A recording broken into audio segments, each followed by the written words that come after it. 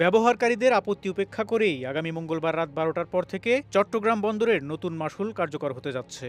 গড়ে প্রায় ৪১% হারে বাড়ানো হয়েছে এই মাশুল। সংশ্লিষ্ট বিশেষজ্ঞরা বলছেন, নতুন এই কাঠামো কার্যকর হলে দক্ষিণ এশিয়া অঞ্চলের মধ্যে চট্টগ্রাম বন্দর দ্বিতীয় সর্বোচ্চ ব্যয়বহুল বন্দরে পরিণত হবে। সরকার এমন সময়ে এই সিদ্ধান্ত নিয়েছে যখন বন্দরের ৪টি বড় কন্টেইনার টার্মিনাল বিদেশি অপারেটরদের হাতে হস্তান্তরের প্রক্রিয়া প্রায় সম্পন্ন।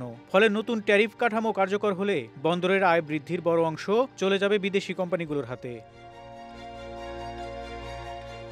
আইএফসির ২০২৪ সালের এক সমীক্ষায় Bangladesh, Bharat, Sri Lanka, Malaysia, Myanmar, Vietnam ও কম্বোডিয়া সহ ৭ দেশের ১৪টি বন্দরের মাশুল তুলনা করা হয়। ওই সমীক্ষা অনুযায়ী মাশুল বাড়ানোর আগেই চট্টগ্রাম বন্দরের খরচ আঞ্চলিক ১০টি বন্দর বা টার্মিনালের চেয়ে বেশি ছিল। কেবল শ্রীলঙ্কার সাউথ এশিয়া গেটওয়ে টার্মিনাল, মিয়ানমারের থিলাওয়া বন্দর এবং ভারতের পিপাভব বন্দর চট্টগ্রামের চেয়ে বেশি ব্যয়বহুল ছিল।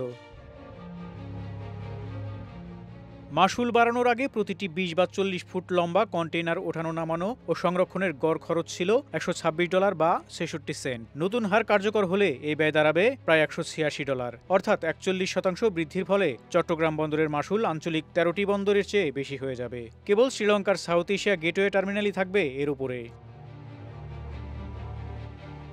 চট্টগ্রাম বন্দরের মাধ্যমে দেশের ৯৯% কন্টেইনার পরিবহন হয়। ফলে মাশুল বৃদ্ধির প্রভাব পড়বে রপ্তানি খাতে। কন্টেইনার পণ্যে খরচ বাড়বে সবচেয়ে বেশি, কারণ জ্বালানি তেল, সিমেন্ট, ইস্পাত, সিরামিক, চিনি বা গমের মতো কিছু কাঁচামাল ও ভোগ্যপণ্য খোলা বা বস্তাবন্দি আকারে আসে, যেখানে মাশুল তুলনামূলক কম। কিন্তু পোশাক, ইলেকট্রনিক্স, যন্ত্রাংশ সহ অধিকাংশ পণ্য কন্টেইনারে আনা নেওয়া হয়, যার ফলে উৎপাদনমুখী শিল্প, ভোগ্যপণ্য এবং বাণিজ্য খাতে বাড়তি চাপ তৈরি হবে।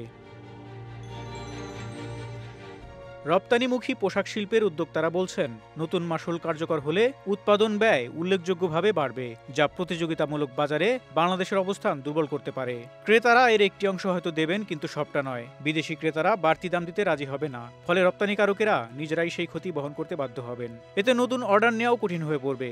বাংলাদেশের রপ্তানি খাতের উপর সেটি বুমেরাং হয়ে আসবে। পোশাক শিল্পের ক্ষেত্রে কম্বোডিয়া, ভিয়েতনাম বা থাইল্যান্ডের মতো দেশগুলো তখন তুলনামূলক সুবিধাজনক অবস্থানে চলে যাবে।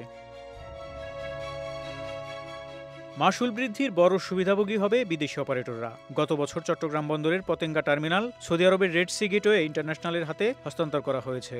বর্তমানে নিউমুরিং কন্টেইনার টার্মিনাল সংযুক্ত আরব আমিরাতের ডিপি ওয়ার্ল্ডের হাতে দেওয়ার প্রক্রিয়া প্রায় শেষ। লালদিয়া কন্টেইনার টার্মিনাল যাবে ডেনিশ শিপিং কোম্পানি, মায়ার্স্ক লাইনের সহযোগী প্রতিষ্ঠান নেদারল্যান্ডস ভিত্তিক এপিএম টার্মিনালসের হাতে। আর বে টার্মিনালের ২টি ইউনিটের একটি সিঙ্গাপুর ভিত্তিক পিএসএ ইন্টারন্যাশনাল এবং অন্যটি ডিপি ওয়ার্ল্ড পরিচালনা করবে। এই প্রক্রিয়া শেষ হলে চট্টগ্রাম বন্দরের পুরনো জিসিবি টার্মিনাল ও ২ জেটির ছোট চিটাগং কন্টেইনার টার্মিনাল ছাড়া প্রায় সব বড় টার্মিনালই বিদেশি অপারেটরদের হাতে চলে যাবে। চট্টগ্রাম বন্দর বাংলাদেশের বৈদেশিক বাণিজ্যের প্রাণকেন্দ্র, কিন্তু হঠাৎ এই মাশুল বৃদ্ধি ও বিদেশি অপারেটরদের আধিপত্যের ফলে বন্দরটি ক্রমেই ব্যয়বহুল ও বিদেশি নির্ভর হয়ে পড়ছে। বিশেষজ্ঞদের আশঙ্কা, এই ধারা অব্যাহত থাকলে দেশের রপ্তানি প্রতিযোগিতা হ্রাস পাবে, আমদানি ব্যয় বাড়বে এবং শেষ পর্যন্ত এর বোঝা বইবে দেশের সাধারণ মানুষই। ফারুক শিমুল, ঢাকা এক্সপ্রেস।